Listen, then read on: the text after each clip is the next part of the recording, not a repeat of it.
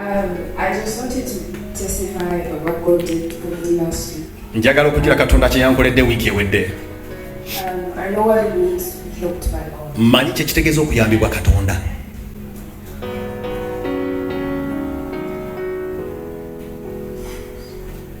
If my heart has grown cold, there your love will unfold as you open my eyes to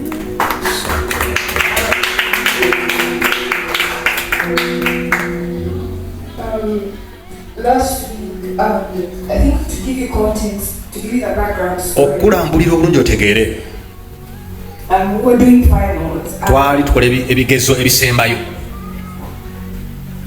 One of the subjects I was doing was a module I was repeating because I failed it last week. Agamu ku masomo ge nali ngezaako okukola nga liri mu kusoma eryansumba omulundi ogwaga ne sitayitamu ku lyo.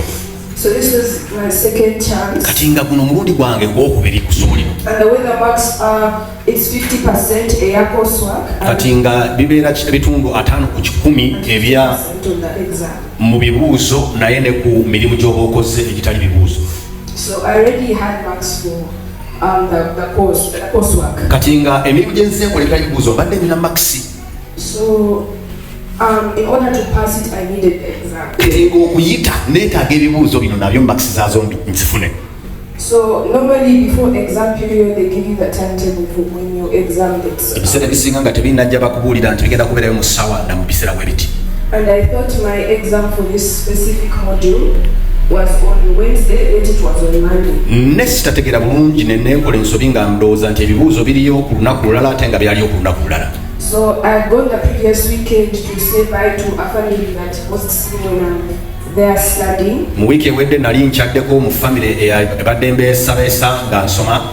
So that's because I really thought I was writing on Wednesday, not on Monday. Kubanga ndowooza nti bya lwakusatu si bya lusooka olunaku. But when I came back on Monday, Bwe nakomawo ku lunaku olusooka I was even tired. I slept. nga nonneegoyedde n'empujjala n'okujjala. But when I woke up, I saw a notification from my professor that saying if you missed the exam today, please apply for the deferred exam. Mba ndi awo ne ndaba akameseji okuva ew'omuyigiriza wange ngamba nti w'obisuwa ebibuuzo bino ku luno kakasa nti weewandiisa oleme kubisuba ku mungi ate omulala ogulijja mu maaso eyo. I woke up immediately. I was in my bed. I woke up very quickly. Si kuzuukuka kuwawamuka ne mpawamuka. Then I said, no, I'm not seeing. Yeah, I know I'm writing the next. Mmanyi ebintu bino nera kikola lwakusatu. So I said, but I'm not going to. I shared with someone. Nina gwe nsula naye. And I said, maybe let me go on the balcony. Ne ngamba kaŋŋendeko wali ku kabalaza. And I check again. Amaaso gayinza okuba tegalabye bulungi. Because I don't want to be in a room when they are also there. Kuba saagala kubeera we tubeera ng'ate nabo we bali.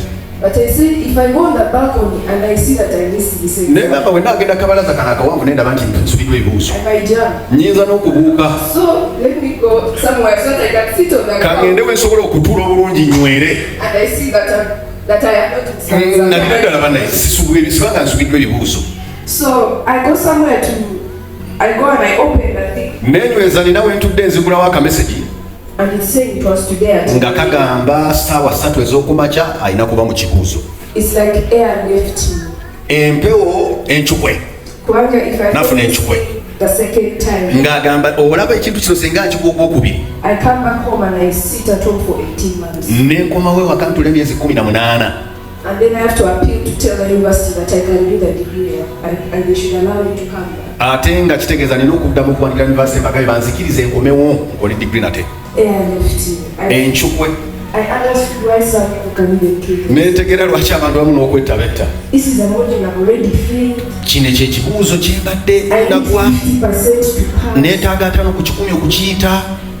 And I feel like, I ask myself, how careless can I be? But I'm not careless. Ne ngamba hadasa watandika ddi okubanga tofaayo. And I said, how can I even tell mommy and daddy? Kati ate maama ne taata ngenda batandika ntya. I called Ezra. Ne nkubira Ezra. And I said, Ezra, Ne mugamba it's not looking good. bino si birungi tebinyuma. I didn't have energy. I was just Nga sirina maanyi nange nga binsobedde. my eyes are just pouring. Because I know Ng'amaziga gakulukuta bukulukusi kubanga kimanyi gy'asomera. it has only rules for it. There's a main exam and a deferred exam. Waliwo amateeka ku bibuuzo by'olina okukola by'obadde olina okukola n'ebiri eby'omu maaso by'obeera olina okuwandiikira amabaluwa. And people who write the deferred exam when they were sick by not from the doctor. Ensonga y'ebibuuzo biri ebyokubiri byowandiikira ebbaluwa birina okubaako ensonga esimba.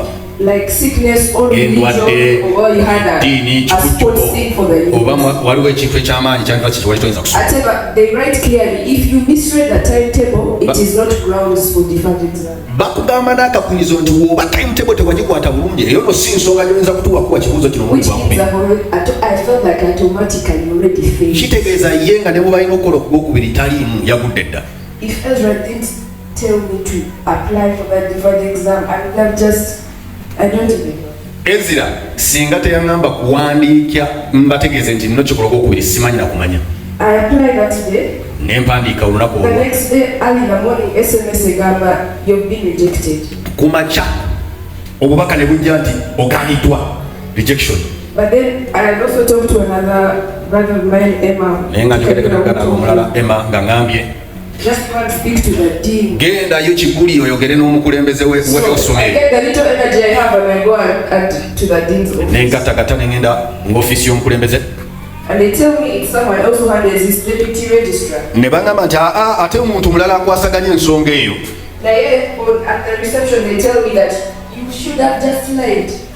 Omukyala n'aŋŋamba w'oyingirira nti waalirimbye. You should have said you were sick and got a note from the doctor. Wabadde mulwadde n'ogenda n'ofuna ebbaluwa okuva ew'omusawo. Because your reason they don't allow it. Ensonga yonna fu tebagenda kugikkiriza. It is not allowed by the university. University tegirabamu makulu. Naye I really did feel like lying. Ekyokulimba ng'amaanyi naga ate sigalina. Because remember the family I visited, Oba be nakyalira my uncle is a doctor. anko musawo. I would have called him and told him, N'ali mukubidde ne mugamba write for me something. tulimbewo tumpandikirayo And akantu I write the exam next nsobole week. okukola ebibuuzo wiiki ejja. But I didn't feel like lying. So I go and I talk to the deputy registrar and Kati bwe he tells nayogera me, that reason you n'addirira don't give me. omukulu n'amugamba nti ensonga eyo togiwa. But then after some time I think, even says it's not that I'm not a human being, we just don't give that reason. N'amugamba nti si siri muntu naye ensonga eyo tetulina kugiwa. But he tells me to go away and he discusses with other people what he should. N'agamba kale genda bitulekere tugira twegaayagaayamu. After some time they call me back. Bankubira essimu ng'ayisooza ebiseera. Then he said we are going to escalate this issue to the head registrar and the deputy dean. Ne bamugamba nti tugenda kuzimbulukusa ensonga eno egende mu bakulembeze baffe ab'okumwanjo. But go to the police station Negenda ku poliisi. and sign an affidavit saying you're swearing that you're saying the truth. Naye genda ku poliisi ofune ebbaluwa nga olayira eri poliisi nti nze geno genjogera ge mazima gokka temuli bulimba.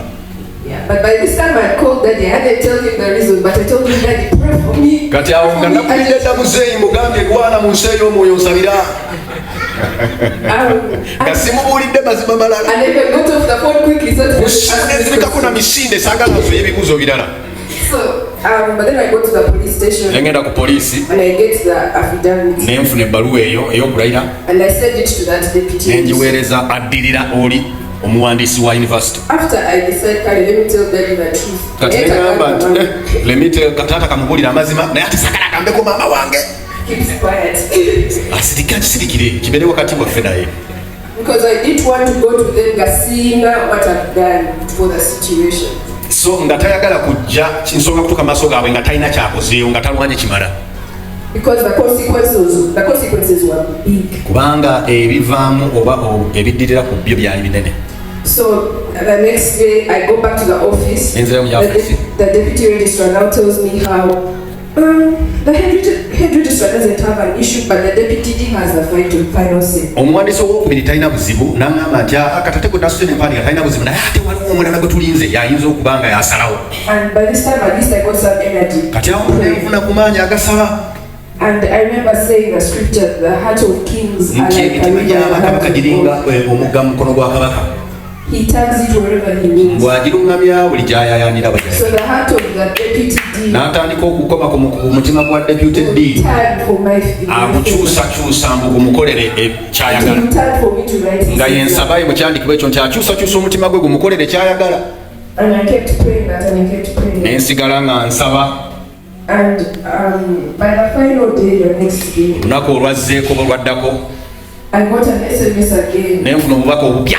And they said that they had overridden my decision. Nga bagamba nti ensonga yo tugibusiza amaaso. I mean, like, it's a lot of English, so I didn't understand what that meant. Kati akazungu ako nange ne kansobera. So I had to go to the office to ask what does that mean. Nengenda ate mu office bakanyinyonyole. But they had approved my status, they had approved me to write this thing. Naye nga banzikiriza okukola ekigezo kino. God says, but alokolerawo I was able to write that exam last week Monday. Ekibuuzo olw'amanda olwawedde nakiwandiise. And the deputy dean told me they never do that for anyone. It's not how the university works. Omukulembeze w'essomo eryo owokubiri n'agamba tetukola bwe ekyo tetukikolera tekibangawo. Once you rejected. Kasita ekigambo kikutuukako oba ogaaniddwa lubeerera. But I wrote that exam. Naye ekibuuzo ekyo nakitudde mu balaka. So I just thank God. Njagala okwebaza Katonda era muwa amatendo.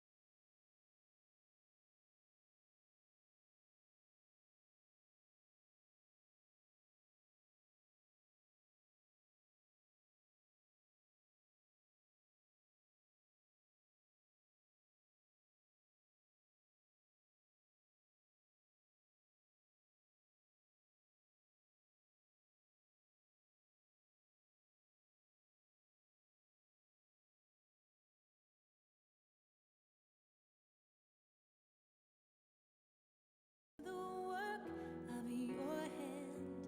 When I'm blind to my way, there your spirit will pray as you open